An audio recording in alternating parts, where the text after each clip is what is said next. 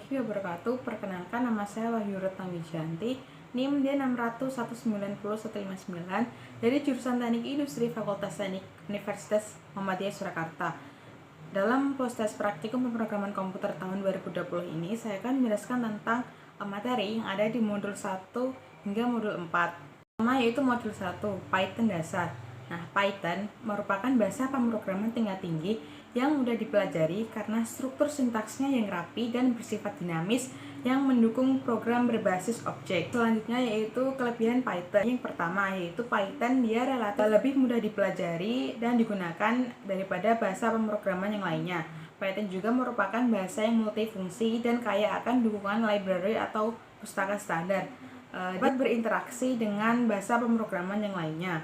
Kekurangan Python. Yang pertama yaitu Python ini cukup buruk dalam pengembangan platform mobile. Python juga merupakan interpreter sehingga dia bukan perangkat bantu terbaik untuk pengantar kerja kritis. Python ini juga memiliki keterbatasan dengan akses berbasis data dan dia juga tidak secepat dan seefisien sebagai statis. Flowchart atau diagram alir ini adalah suatu diagram yang menggambarkan suatu proses. Diagram ini merupakan alternatif lain untuk menggantikan algoritma. Nah, algoritma ini merupakan urut-urutan dari instruksi atau langkah-langkah untuk menyelesaikan masalah. Saya akan menjelaskan tentang skrip pengulangan. Yang pertama, di sini saya menggunakan while dan for. Nah, while ini merupakan pengulangan yang terjadi ketika kondisional atau situasinya berupa benar atau true. Ketika salah atau false, dia akan berhenti dari proses pengulangan. Di sini saya menggunakan script while nama tanda seru sama dengan ya. Berarti ketika saya memasukkan di dalam penginputan nama dengan kata selain ya, maka while ini dia akan terus berlanjut melakukan pengulangan. Ketika saya menginput di dalam penginputan nama dengan kata ya, maka dia akan berhenti dari proses pengulangan. Script pengulangan yang kedua yaitu for. For ini digunakan pengulangan dalam mengiterasi dari sebuah list.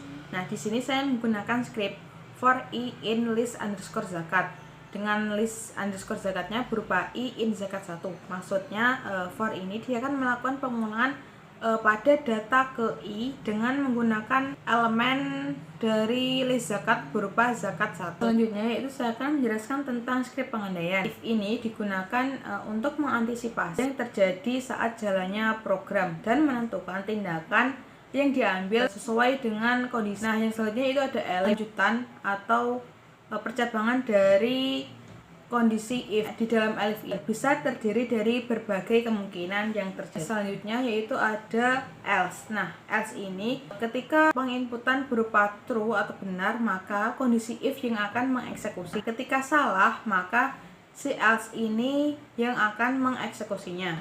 Di sini saya menggunakan kondisi if, elif, dan else. Yang pertama itu ada if pil sama dengan 1. Ini maksudnya ketika saya menginputkan di dalam pilihan saya menuliskan 1, maka yang akan muncul yaitu output zakat penghasilan. Nah, ketika di elif pil sama dengan 2, ketika saya memasukkan angka 2, maka yang akan muncul adalah output berupa zakat emas. Begitu pula ketika saya memasukkan pilihan 3, saya akan mendapatkan output berupa zakat penghasilan plus zakat emas. Si else ini dia akan bekerja ketika saya tidak memasukkan antara angka 1, 2, dan 3. Maka si else ini yang akan mengeksekusinya yaitu berupa output Anda salah input. Dalam program yang saya buat ini saya menggunakan tipe data string dan integer. Nah, di dalam penginputan data ini saya ingin si user memasukkan data berupa string. Nah, di sini tuliskan kode berupa pekerjaan sama dengan input dalam kurung masukkan pekerjaan. Ketika saya ingin si user memasukkan data berupa integer, maka saya perlu menuliskan dengan kode gaji sama dengan int dalam kurung input dalam kurung masukkan gaji tiap bulan. Yang selanjutnya yaitu operator. Saya menggunakan operator jenis relasi dan aritmatika. Nah, contoh dari operator relasi ialah jumlah emas kurang dari 85. Jumlah emas lebih dari sama dengan 85. Contoh aritmatika di sini adalah tanda bintang di sini. Itu maksudnya adalah suatu operasi perkalian. Modul kedua yaitu Python GUI dengan PySet 2. GUI atau Graphical User Interface adalah antarmuka pada sistem operasi atau komputer yang menggunakan menu grafis agar mempermudah para penggunanya untuk berinteraksi dengan komputer atau sistem operasi. PySet merupakan library Python untuk memungkinkan kita membangun aplikasi GUI dengan memanfaatkan Qt Framework atau Framework Desktop GUI yang ditulis dengan bahasa C++. Dengan PySet ini kita bisa membuat aplikasi berbasis Qt dengan menggunakan bahasa Python. Selanjutnya saya akan menjelaskan tentang pembuatan program perhitungan GUI. Nah, dalam program yang saya buat, saya menggunakan script sebagai berikut ini. Yang pertama, saya menggunakan script berupa import SCS. Ini digunakan untuk mengakses program yang dibuat dan menjalankan file kode Python pada sistemnya. From pyset2.qtgui import bintang. Ini adalah maksudnya qtgui mengandung metode-metode yang dapat digunakan untuk memodifikasi dari GUI window dan widget. Kemudian ada from pyset2.qtcore import bintang. Ini maksudnya adalah qtcore ini terdiri dari fungsi yang dapat mengatur sinyal dan kontrol pada aplikasi. Kemudian ada from pyset2 qt widgets import bintang. Ini qt widgets terdiri dari widget-widget yang dapat ditampilkan pada GUI. Nah, kemudian ada kelas menu qwidget. Ini digunakan untuk membuat objek yang memiliki beberapa macam statement di dalamnya yang akan digunakan nanti. Kemudian ada dev__init_self. Nah, ini digunakan untuk membuat fungsi untuk menginisiasi self yang berupa __init__. Nah, kemudian ada qwidget.__init__self. Ini untuk membuat variabel self. Nah, self ini maksudnya adalah parameter yang mengaku dirinya sendiri. Ada frame sama dengan self.frameGeometry. Ini digunakan untuk membuat window dengan tampilan yang akan dibuat. Kemudian ada self.setWindowTitle dengan perhitungan laba. Ini digunakan untuk membuat judul window. Frame sama dengan self.frameGeometry. Itu digunakan untuk membuat frame, mengambil dan menahan tampilan ukuran dari frame tampilan GUI.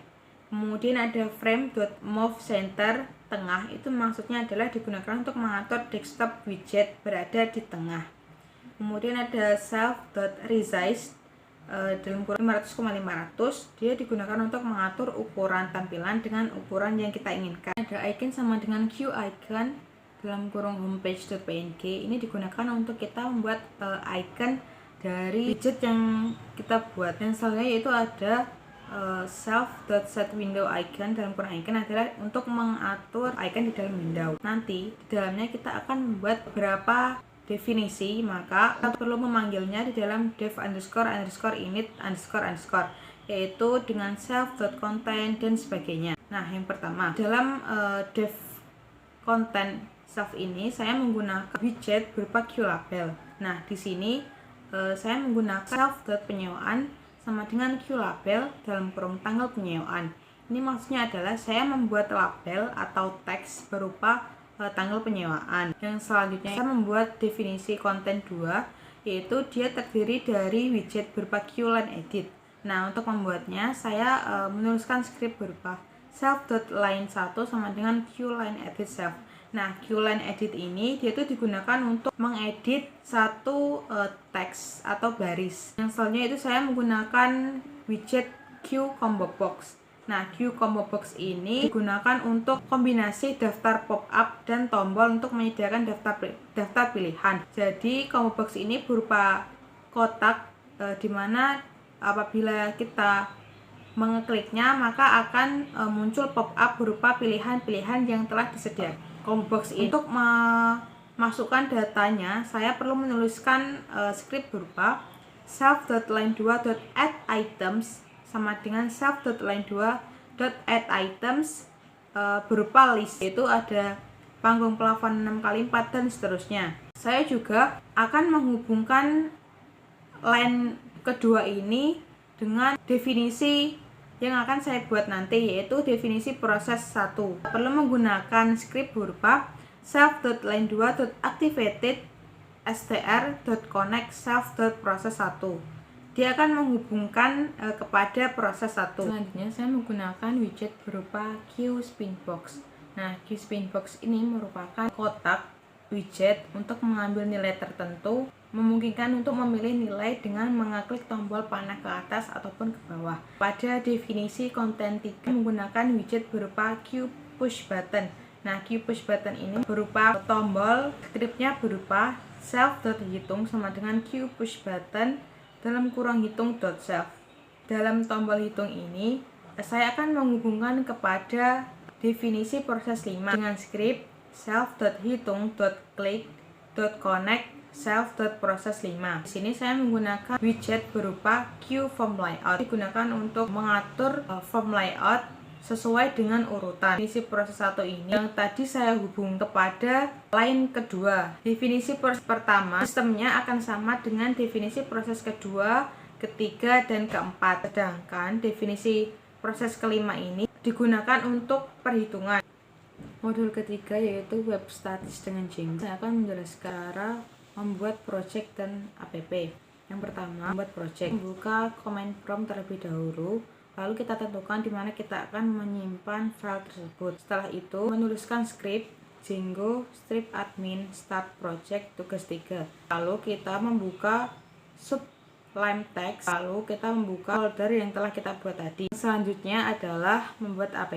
Membuka command prompt terlebih dahulu, kemudian kita masuk ke dalam file project kita tadi dengan cara kita menuliskan cd tugas 3. Setelah itu kita menuliskan script berupa manage.py start app kontak. Nah, setelah itu secara otomatis di dalam file project akan tersimpan file app dengan nama kontak. Setelah itu kita menuju ke folder tugas 3, kemudian kita membuka file settings.py, lalu kita menuju ke install_apps. Nah, di sini kita akan menambahkan nama dari app yang kita buat tadi, yaitu kontak. Membuat template HTML program. Yang pertama, kita menuju ke folder tugas 3 dan membuka file settings.py. Di sana kita akan menambahkan script templates di dalam dirs. Kemudian kita akan menuju ke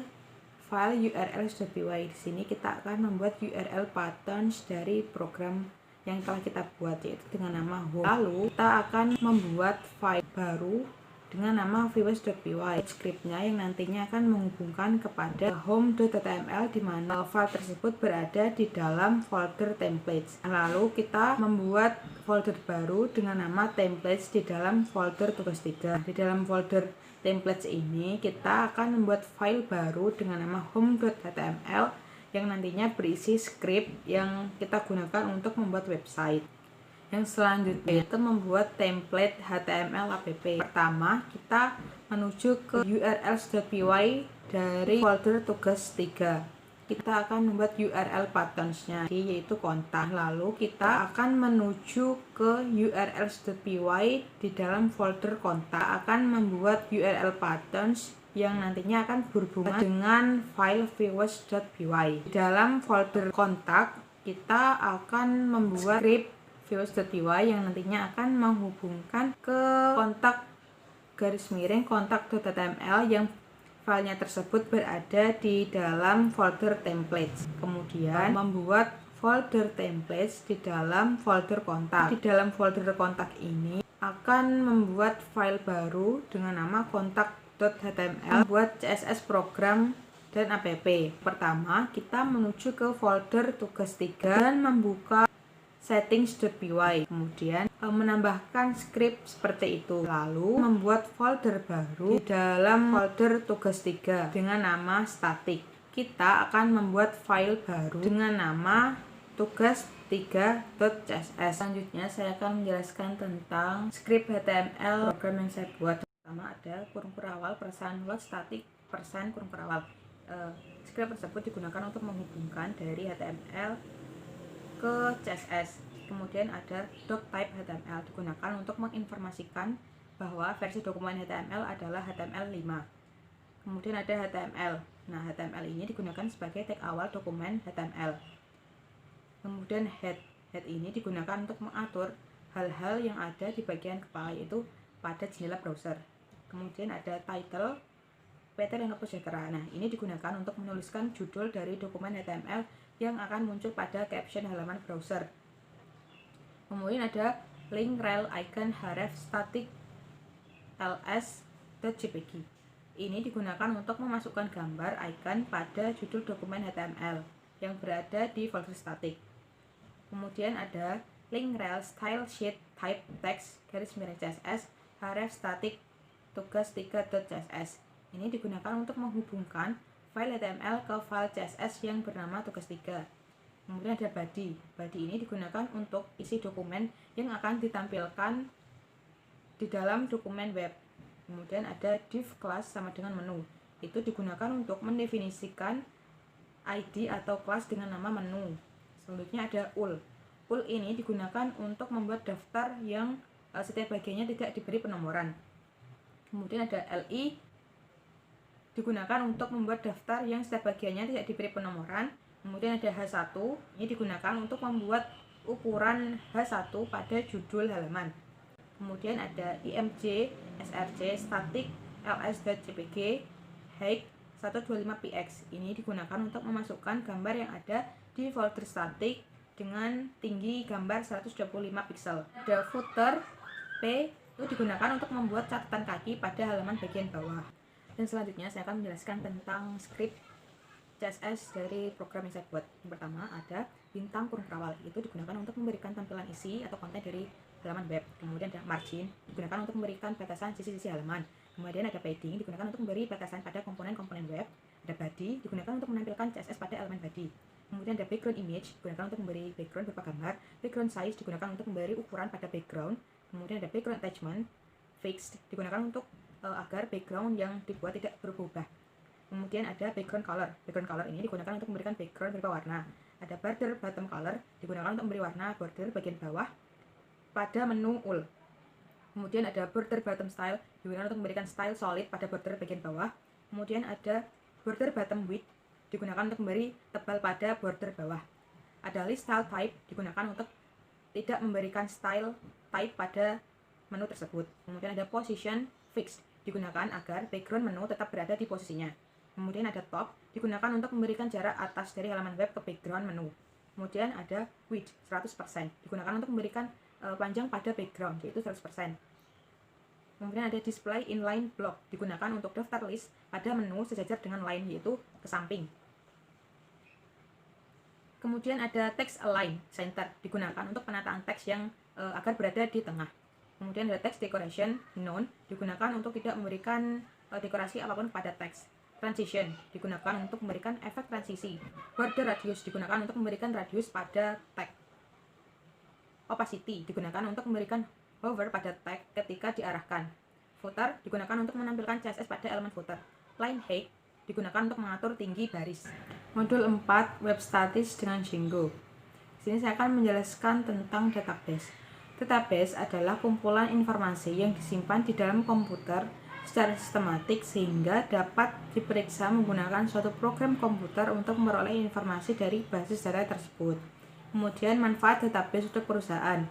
Yang pertama yaitu mengurangi redundansi data yang sama pada beberapa aplikasi cukup disimpan sekali saja. Integrity, data tersimpan secara akurat.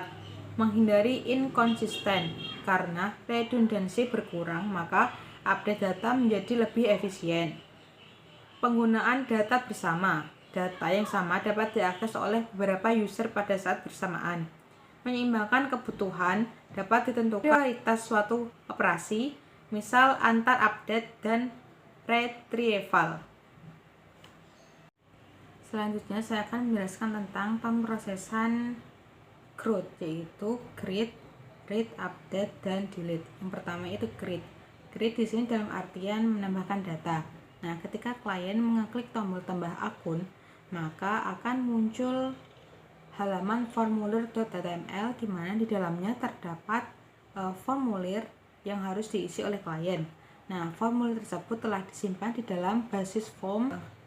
Di basis form ini juga telah terhubung kepada basis. Nah, basis ini tersimpan di dalam models.py. Berikut adalah script dari formulir.html. Selanjutnya yaitu read atau menampilkan data. Nah, di sini di dalam views.py ini dengan definisi list di sini dijelaskan bahwa dia akan menampilkan data yang telah disimpan di dalam basis data dan akan ditampilkan di dalam halaman list.html, di mana dia berisi tabel yang berisikan data-data dari basis data. Selanjutnya update. Nah, update ini digunakan untuk mengupdate data. Nah, ketika si klien mengklik tombol update, maka akan muncul halaman update.html.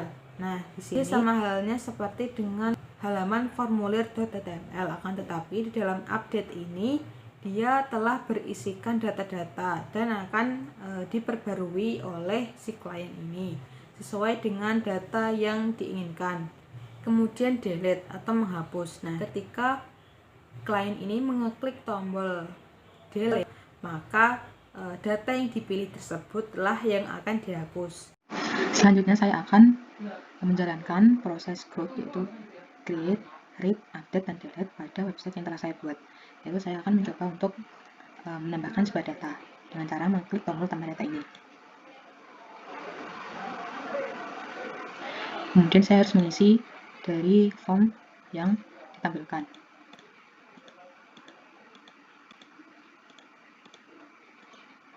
Kemudian saya akan mengirimnya. Nah, di sini akan ditampilkan dengan pertambahan data, yaitu yang telah kita buat tadi. Selanjutnya saya akan mengupdate data yang telah ada. Saya akan mengupdate pada data yang pertama.